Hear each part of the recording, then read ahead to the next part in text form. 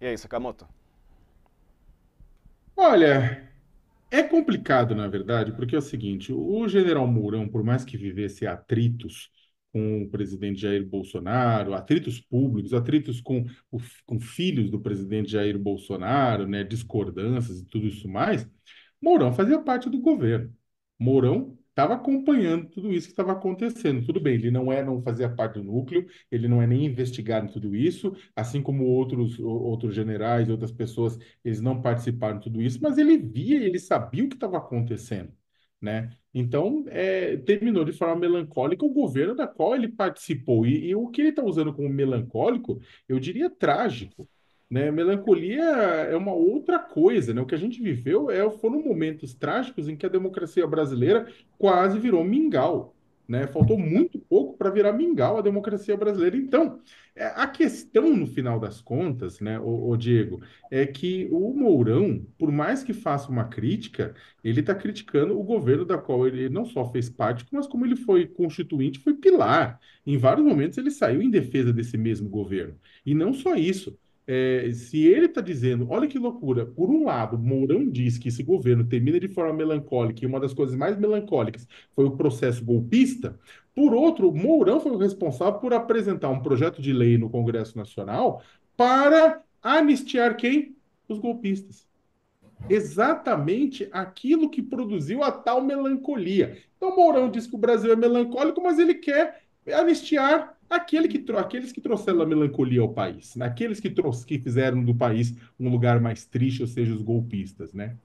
É um tanto quanto irônico, contraditório e bastante, com todo respeito, e aí eu falo com todo respeito, viu, que o general Mourão é uma pessoa inteligente, né? Ele já teve arroubos golpistas, vamos lembrar, antes mesmo do governo Bolsonaro, né? Ainda no governo Dilma, né? Declarações de que o exército não deveria ser. Ele fazia parte daquele grupo de militares, de generais que faziam uma pressão gigante contra a democracia brasileira muito antes de Bolsonaro. Então vamos lembrar muito bem disso também. Ele é uma pessoa inteligente, ele não é uma pessoa que caiu de paraquedas, meu Deus, olha o que aconteceu. Não, se a gente for puxar, ô Diego, na época do Mourão, o que que foi o Mourão na época da Dilma, né? O que que como é que ele agiu naquele processo inteiro, né? Como é as críticas que foram feitas, né? E tudo isso mais. Ele, na verdade, também ele também participa desse germe, né,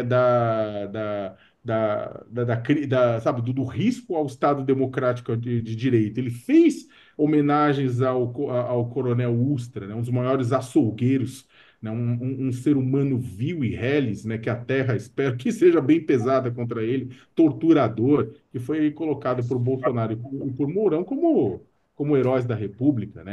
Então, o que acontece? O Diego, ele já teve muitas e muitas coisas, é uma coisa extremamente, já teve comportamentos dele extremamente ruins, então é um tanto quanto, eu estou usando toda essa explicação para dizer que é oportunista essa declaração do senador neste momento sobre o governo da qual ele participou.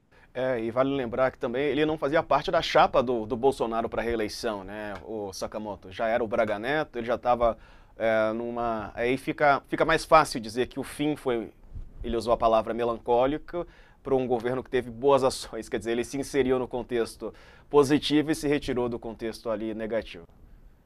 E é uma bobagem, Diego, porque não é porque ele não fez parte da chapa que ele não fez parte do governo. Uma coisa é a chapa eleitoral, né? A outra coisa é o governo, né? E existe uma coisa da questão de governo, né? Então, é extremamente...